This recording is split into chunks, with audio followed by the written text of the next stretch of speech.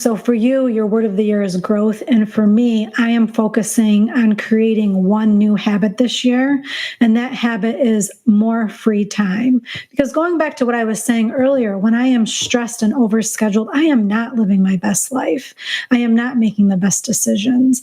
So to work more free time into every day, it has given me such clarity. It's given me time to pause. It's given me time to think, am I aligning my values with the actions that I'm taking? Something that you say often. So that's what we really want the people who are listening and watching this podcast today to come away with. How do you be more of who you are? And we obviously have thoughts on that. Life takes courage, desire, action, wisdom. Are we doing those things every day, or are we bogged down with the struggles of life? Because that's very real too.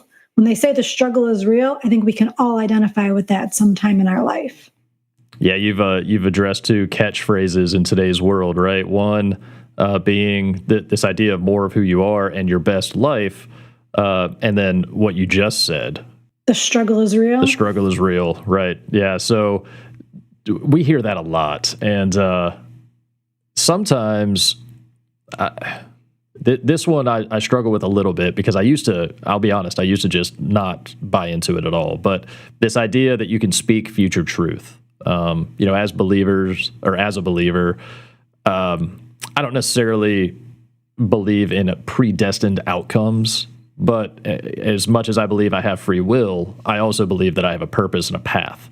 And So willing the future, so to speak, was something I was kind of uncomfortable with. But at the same time, if you start approaching or reacting or responding to just normal scenarios in everyday life with negative feedback, right, for yourself in a negative way, it can be even internal. You don't say it out loud, but you respond with, the struggle is real, right? If you tell yourself, oh, this day is just so hard, I'm so busy. If that's what you keep telling yourself, if that's what you keep feeding yourself, you become more of that, right? So this idea of more of who you are isn't necessarily just all good, all upside.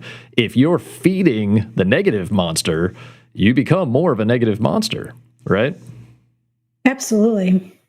You receive what you put out into the world, and how you speak to yourself and what you tell yourself. And a lot of times when I'm being hard on myself, I really try in that moment to take a hard right turn and say, I'm not going to talk to myself this way because I wouldn't talk to Donald that way. I wouldn't talk to my husband that way. I wouldn't talk to my daughter that way. I wouldn't talk to a friend that way if they were going through a struggle or a difficult situation or a failure. So why am I talking to myself that way? What a great filter. Why? Right? So would I say this to somebody else?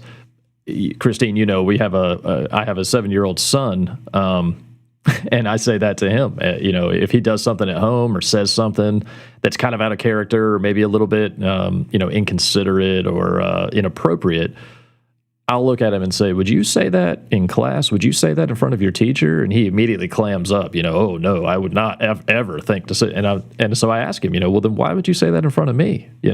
And we don't usually finish that conversation, but it does cause him to pause. And I think, this idea of there's power in the pause.